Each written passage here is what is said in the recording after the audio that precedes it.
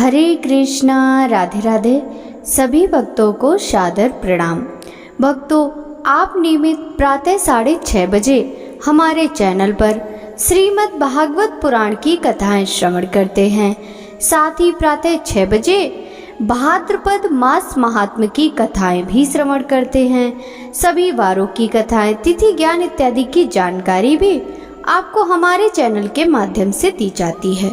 भक्तों, यदि अभी तक आपने चैनल को सब्सक्राइब नहीं किया है तो अवश्य ही कर लें। साथ ही बेल आइकन भी प्रेस कर लें, जिससे आने वाले हर नए वीडियो का नोटिफिकेशन आपको समय पर मिल सके। श्रीमद् भागवत महापुराण के कल के अध्याय में तृतीय स्कंद के अंतर्गत उद्धव और विदुर की भेंट की कथा का रसपान किया था। भक्तों, श्रीमद् भागवत महापुराण के आज के इस अध्याय में उद्धव जी द्वारा भगवान की बाल लीलाओं का वर्णन तथा भगवान के अन्य लीला चरित्रों का वर्णन की कथा का रसपान करेंगे। तो चलिए भक्तों, वीडियो शुरू करते हैं। श्री सुखदेव जी कहते हैं, जब विदुर ने परम भक्त उद्धव से इस प्रकार उनके प्रीतम श्री कृष्ण से संबंध रखने वाली बातें पूछी, तब उन्हें अपने स्वामी का स्मरण हो आया और वे हृदय भर आने के कारण कुछ भी उत्तर ना दे सके। जब वे 5 वर्ष के थे, तब बालकों की तरह खेल में ही श्री कृष्ण की मूर्ति बनाकर उनकी सेवा पूजा में ऐसे तन्मय हो जाते थे कि कलेवे के लिए माता के बुलाने पर भी उसे छोड़कर नहीं जाना चाहते थे। अब तो दीर्घ काल से उन्हीं की सेवा में रहते रहते ये बूढ़े हो चले थे। अतः विदुर जी के पूछने से उन्हें अपने प्यारे प्रभु भक्त के चरण कमलों का स्मरण हो आया। उनका चित्त विरह से व्याकुल हो गया। फिर वो कैसे उत्तर दे सकते थे। उद्धव जी श्री कृष्ण के चरणार बिंद मकर चंद सुधा से सराबोर होकर 2 घड़ी तक कुछ भी न बोल सके। तीव्र भक्ति योग से उनमें डूबकर वे आनंद मग्न हो गए। उनके सारे शरीर में रोमांच हो आया तथा मुंदे हुए नेत्रों से प्रेम के आंसुओं की धारा बहने लगी। उद्धव जी को इस प्रकार प्रेम बहाव में डूबे हुए देखकर विदुर ने उन्हें कृतकृत माना। कुछ समय बाद जब उद्धव जी भगवान के प्रेम धाम से उतरकर पुनः धीरे धीरे संसार में आए, तब अपने नेत्रों को पोंछकर भगवत लीलाओं का स्मरण हो आने से विस्मित हो विदुर जी के इस प्रकार कहने लगे। उद्धव जी बोले, विदुर जी, श्री कृष्ण रूप सूर्य के छिप जाने से हमारे घरों को काल रूप अजगर ने खा डाला है। वे श्रीहीन हो गए हैं। अब मैं उनकी क्या कुशल सुनाऊं।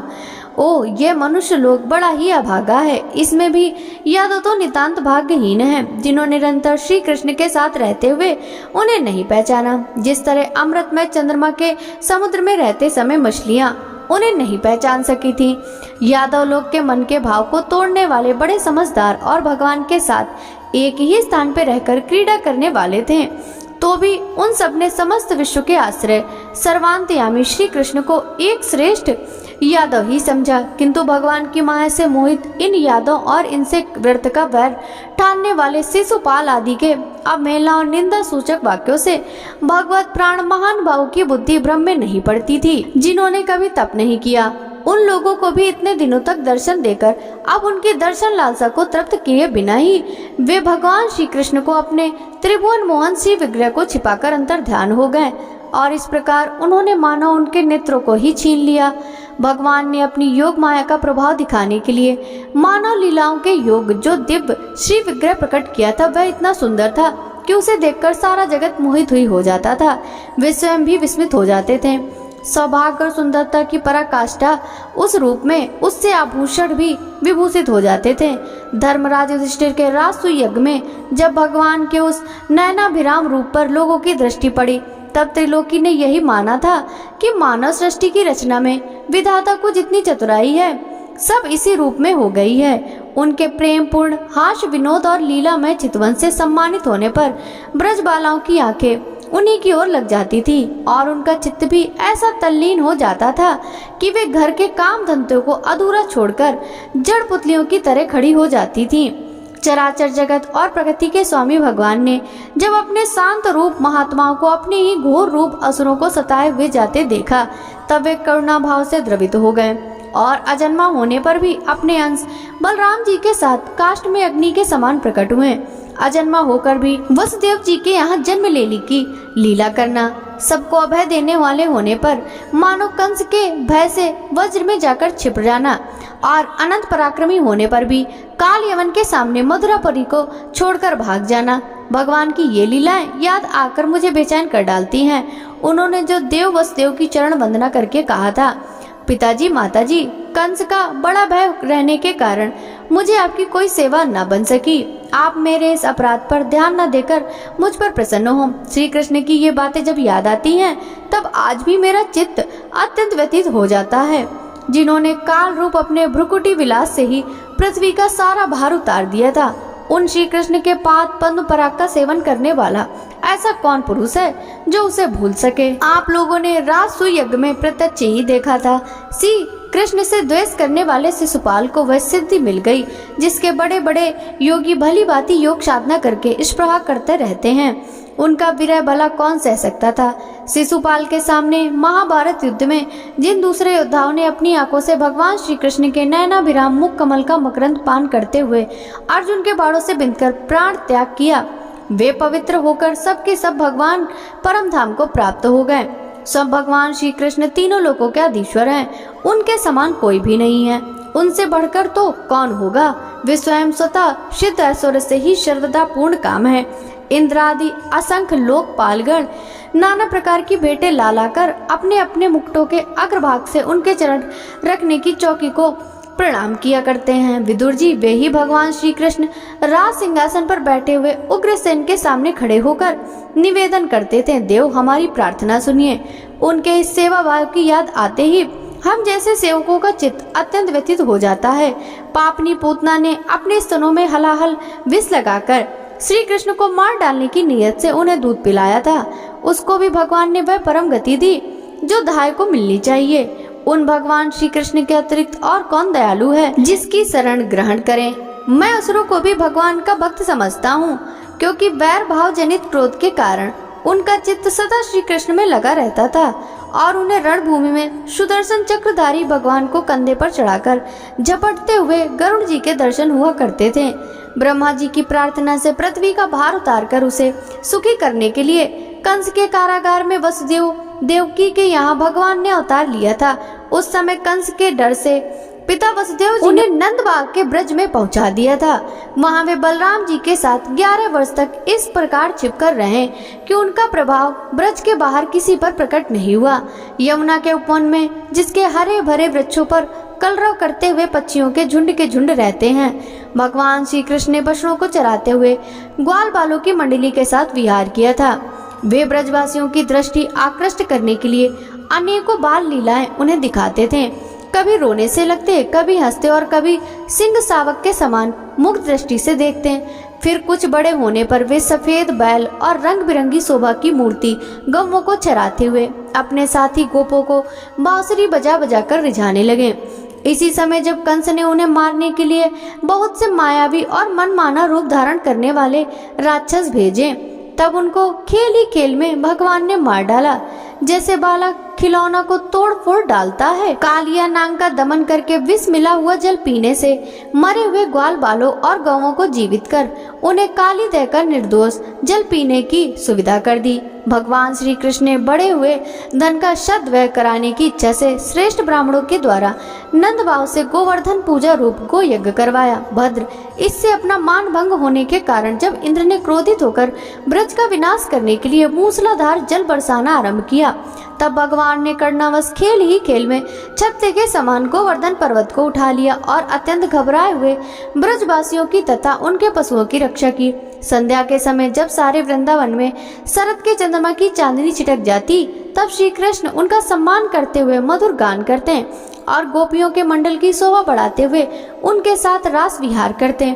उद्धव जी कहते हैं, इसके बाद श्री कृष्ण अपने माता पिता देवकी वसुदेव को सुख पहुंचाने की इच्छा से बलदेव जी के साथ मथुरा पधारे और उन्होंने शत्रु समुदाय के स्वामी कंस को ऊंचे सिंहासन से नीचे पटककर तथा उसके प्राण लेकर उसकी लाश को पड़े जोर से पृथ्वी पर घसीटा। सांदीपनी मुनि के द्वारा एक बार उच्चारण किए हुए सांगोपांग वेद का अध्ययन करके दक्षिणा स्वरूप उनके मरे हुए पुत्र को पंचजन नामक राक्षस के पेट से लाकर दे दिया।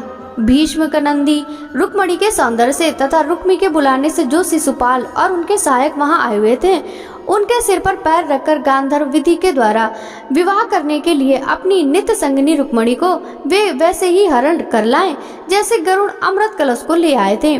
स्वयंवर में 7 बिना नथे हुए बैलों को नाद कर नागजीती से विवाह किया। इस प्रकार मान भंग हो जाने पर मूर्ख राजाओं ने शस्त्र उठाकर राजकुमारी को छीनना चाहा। तब भगवान श्री कृष्ण ने स्वयं बिना घायल हुए अपने शस्त्रों से उन्हें मार डाला। भगवान विषयी पुरुषों की सी लीला करते हुए अपनी प्राण प्रिया सत्यभामा को प्रसन्न करने की इच्छा से उनके लिए स्वर्ग से कल्पवृक्ष उखाड़ लाए। उस समय इंद्र ने क्रोध से अंधे होकर अपने सैनिकों सहित उन पर आक्रमण कर दिया, क्योंकि वह निश्चय ही अपनी स्त्रियों का क्रीड़ा मृग बना हुआ है। अपने विशाल डील डोल से आकाश को भी ढक देने वाले पुत्र भौमासुर को भगवान के हाथ से मरा हुआ देखकर पृथ्वी ने जब उनसे प्रार्थना की, तब उन्होंने भौमासुर के पुत्र भगदत्त को उसका बचा हुआ राज्य देकर उसके अंतःपुर में प्रवेश किया। वहाँ भौमासुर द्वारा हर कर लाई हुई बहुत सी राजकन्याएं थीं। वे दीन बंधु श्री कृष्ण को देखते ही खड़ी हो गई और सबने महान हर्ष, लज्जा और प्रेम पूर्ण चितवन से तत्काल ही भगवान को पति रूप में वरण कर लिया। तब भगवान ने अपनी निशक्ति योग माया से उन ललनाओं के अनुरूप उतने ही रूप धारण कर उन सबका अलग अलग महलों में एक ही मूर्ति में विद्वत पाणी ग्रहण किया। अपनी लीला का विस्तार करने के लिए उन्होंने उनमें से प्रत्येक के गर्भ में सभी गुणों से अपने ही समान 10-10 पुत्र उत्पन्न किए। जब कालयन, जरासंध और साल्वदिनी ने अपनी सेनाओं से मथुरा और द्वारिकापुरी को घेरा था, तब भगवान ने निज जनों को अपनी अलौकिक शक्ति देकर उन्हें स्वयं मरवाया था।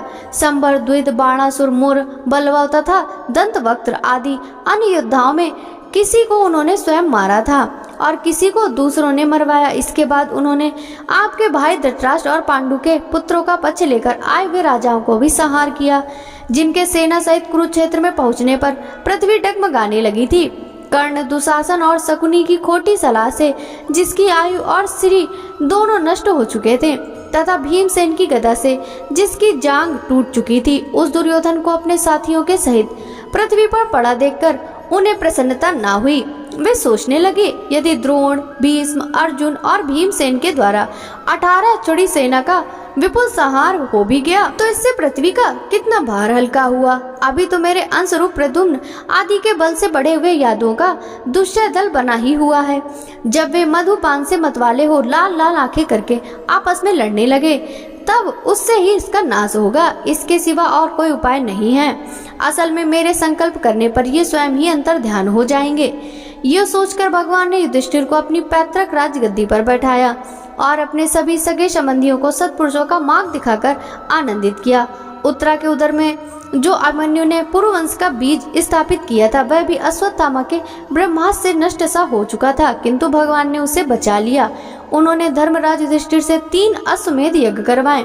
वे भी श्री कृष्ण के अनुगामी होकर अपने भाइयों की सहायता से पृथ्वी की रक्षा करते हुए बड़े आनंद से रहने लगे।